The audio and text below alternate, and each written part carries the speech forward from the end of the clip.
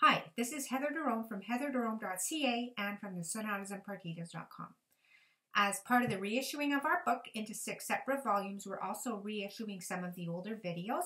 And now this video is about the double to the Allemanda in B minor BWV 1002. I have to say this video kind of has a place in my heart. It's short but sweet.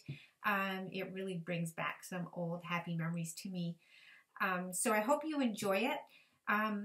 Also, I have to say, with the reissuing of our books, like sometimes we've revised some of the fingerings, and the revised fingerings to this double, I keep playing it and thinking, geez, every teacher should have this, and every student should play it, because you don't need anyone to tell you how to use your hand properly. Like, just if you follow the fingerings, which I have to say they are very much thanks to Frank. Like, there's nobody in the world, as far as I'm concerned, who understands the left hand as well as Frank does. And the way that the suggestions that he made, just little fine-tuning suggestions here and there throughout the double, I just play it and I'm completely fall in love with the piece all over again. It just feels so nice on the left hand. So if you are considering getting something for a student, definitely I suggest that every student in the world should play this piece with these fingerings. So that's that, but here's this video. I hope you enjoy it. This is a short video about the double to the B minor Allemanda BWV 1002. If you're playing this double and you want some tutorial videos about it, I strongly suggest you have a look at the tutorials that I made for the Allemanda itself, because the structure is the same, and it's very interesting to see how this double kind of mirrors the Allemanda, and it's also really interesting to see how this double contrasts from the Allemanda.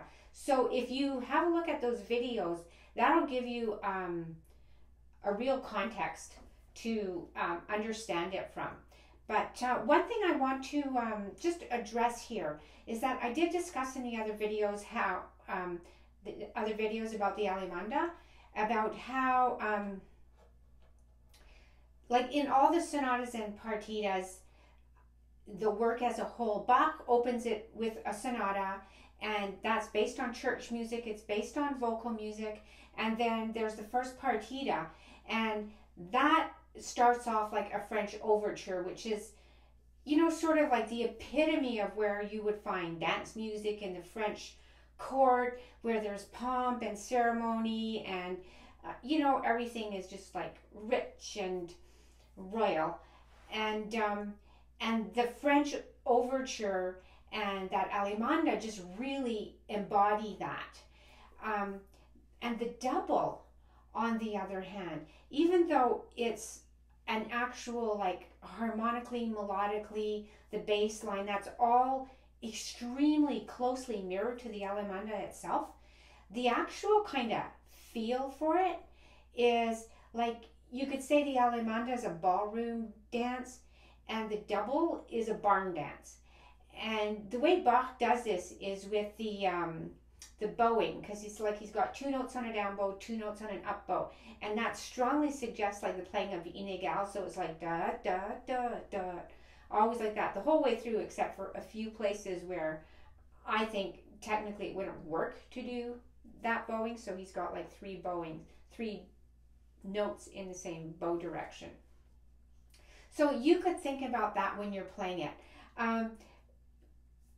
This piece has this sort of a little happy memory for me. There was one summer when I was at this gathering with a bunch of fiddlers, and it was in this completely idyllic place. It was, you know, there's a great big field and a playground and kids playing in the playground and fiddlers kind of scattered here and there. It was like the break time and everyone was just like playing fiddle tunes together. The kids were making noise on the swings, and somewhere behind me I heard this steel string guitar and was playing something, and I was like, I know that, what is it? And I just couldn't place it, but I knew that I knew it.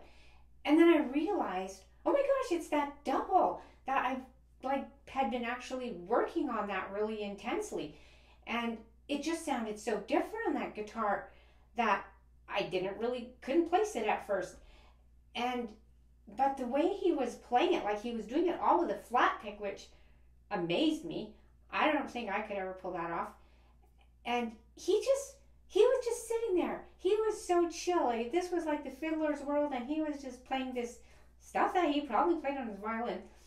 And anyway, for me, that was just such an ear opener, because here I was being so serious and so studious and analyzing it all and getting it all figured out, and he was just doing it.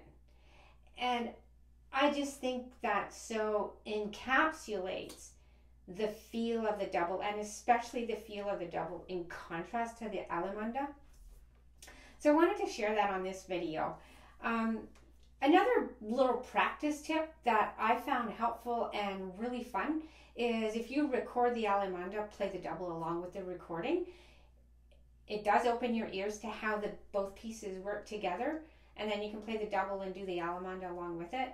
It's a fun way to practice it, and is definitely will help you in your interpretations of it.